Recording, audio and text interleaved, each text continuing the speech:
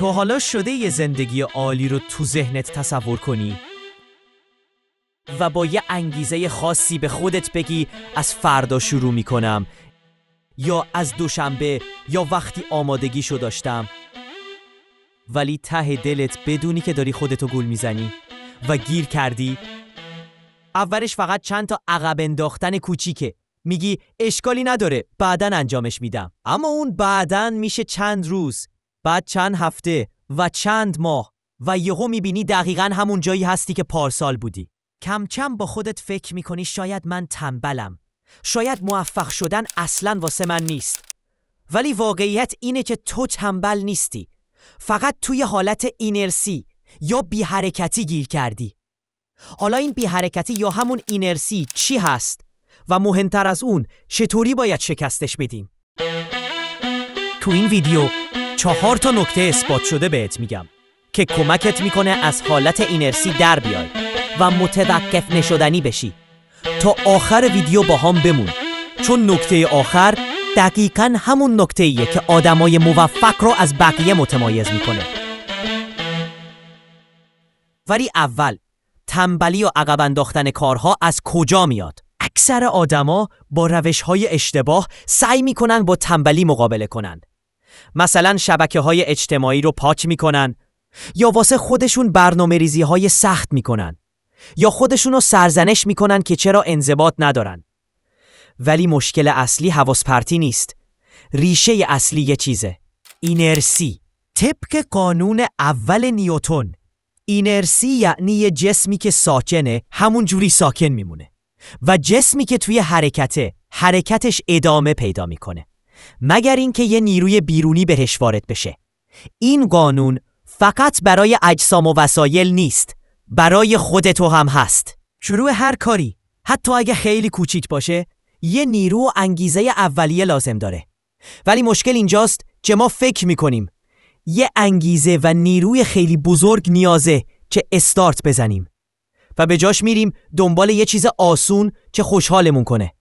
یه ویدیو دیگه میبینیم، بیشتر اسکرول میکنیم یا یه چیزی میخوریم. خب حالا چی کار کنیم؟ چطوری از این وضعیت در بیاییم؟ قدم اول، قانون 2 دقیقه. اصولش خیلی ساده است.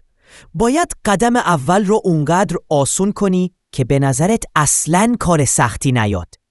اگه بگی باید یه مقاله 30,000 کلمه‌ای بنویسم، مغزت مقاومت میکنه، این سنگینه.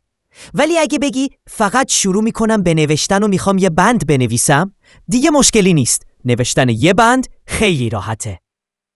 و وقتی شروع کردی، اون زنجیر سفت و محکم اینرسی میشکنه. به این میگن قانون 2 دقیقه. قدم دوم، اول عمل کن، بعد انگیزه خودش میاد. تو حالا دقت کردی وقتی یه کاری رو شروع میکنی ادامه دادنش راحت تره؟ چون حرکت خودش انگیزه میسازه. خیلیا فکر میکنن اول باید انگیزه داشته باشن تا شروع کنن، منتظر یه لحظه خوبن. ولی انگیزه همیشه قابل اعتماد نیست. راز کار اینه، اول شروع کن، انگیزه خودش میاد. حتی اگه حال نداری شروع کن. به جای اینکه گول بدی یه تمرین کامل انجام بدی، فقط قول بده کفش ورزشتو بپوشی. به جای اینکه بگی 1 ساعت کتاب میخونم، فقط 1 صفحه بخون.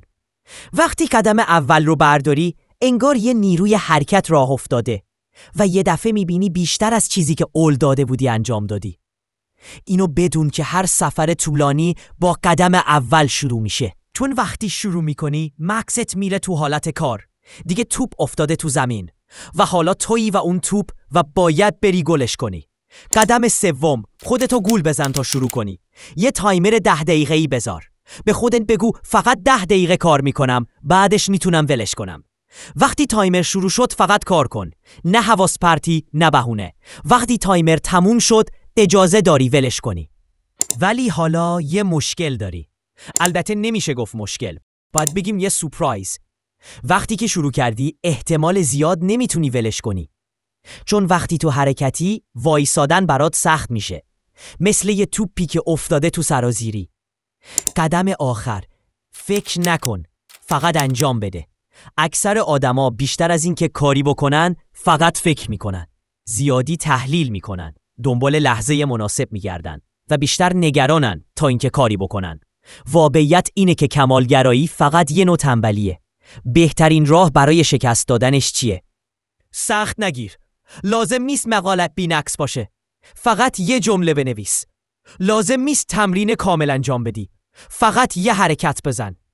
هدف عالی بودن نیست. هدف پیشرفت کردنه.